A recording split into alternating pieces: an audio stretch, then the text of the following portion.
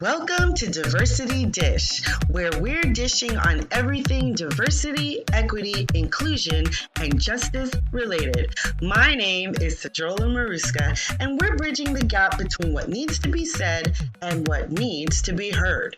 Those individual experiences that are often ignored or just simply dismissed. Sometimes I'm dining alone, sometimes I'm dining with friends, and sometimes I'm dining a-la-carte. No matter how I'm dining, it promises to be delicious. Let's dig in. Hi, before we get into our episode, I want to take a moment and send a shout out to my patrons over at Patreon. Those people who are actively supporting me on a monthly basis as I share information on how to be a better ally, anti-racist, and co-conspirator.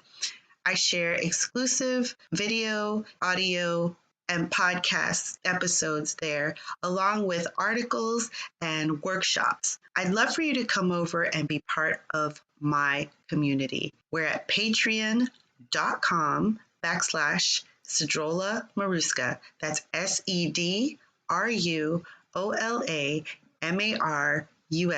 Maruska. Now let's get into our episode. Today, my guest is Laurielle Noel. Hi, Lori. Hi, Sadie. How are you? I'm fine. How are you doing? I'm great. Thank you. That's good. Full disclosure, Laurielle Noel is my sister, but to give you a bigger and broader perspective as to why I asked her to be on the show, not just because she's my sister, but because she is quite formidable. Laurielle Noel is co-owner and chief operating officer at Burroughs Inc. and The Sweet Spot, and she's been doing that since 2012. Besides her responsibilities in operations, she's also co-producer and performer. Prior to that, Laurielle graduated Georgetown Law in 1999. She worked at PricewaterhouseCoopers in both New York City and Paris.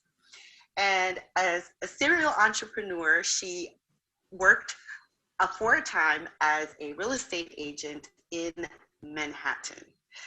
Laurielle, you have a lot of experiences here that can give us some very juicy dishes, I think. Sure. And you already dated me 1999, so I do have a lot of experience. You do, and experience is a good thing. It's never a bad thing. Absolutely. So Laurielle, I like to ask my guests this one question so that they can give our guests their take on this. And the question is, share one piece of advice you'd have for someone who came to you wanting to learn how to be a better ally, co-conspirator, or anti-racist. Great. Thank you so much for inviting me, Sadie. To answer your question, I think the thing that comes immediately to mind is what a person can do within their space. A lot of people, sometimes they look at the news and what's going on in the broader society and they think to themselves, well, do I need to become part of the protest? Should I become more active politically with my school? Should I maybe bring up something at work that I've noticed? And I would say the simplest place to start is in your home. And probably the most important, because that's where you're going to get constant support and affirmation for your goals as an anti-racist. And so in your home, talking about it with whether you have children or a partner, talking about what you're seeing going on with the Black Lives Matter movement and so forth, discussing questions, really becoming comfortable with talking about racism, really becoming comfortable with not taking on the guilt and the self-blame and what's the word? I can't think of it right now, but not taking on all the baggage, the shame. That's a great way to put it. Yeah. Not taking on all the baggage that comes with thinking about, am I a racist or not a racist, or is somebody else a racist or not a racist? You know, those things we kind of have to take those out of the conversation the idea of, are you a racist or not? We're all in a racist society. We all do and act on discriminatory thoughts. And so our actions a lot of time result in racist outcomes. And so the question is not, am I racist? Am I bad? Are you racist? Are you bad? To start with your anti-racism in your house, increase the talk of racism and how we're all affected by it.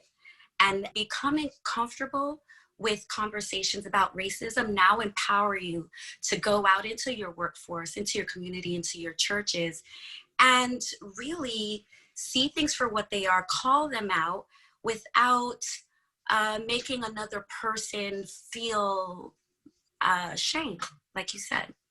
And really just calling it out in this knowledge that we want everyone to start to understand that we all live in the racist soup. And so it's not about not being a racist. It's about catching it when we do it, recognizing it, stopping it, ameliorating what we did, and then moving on.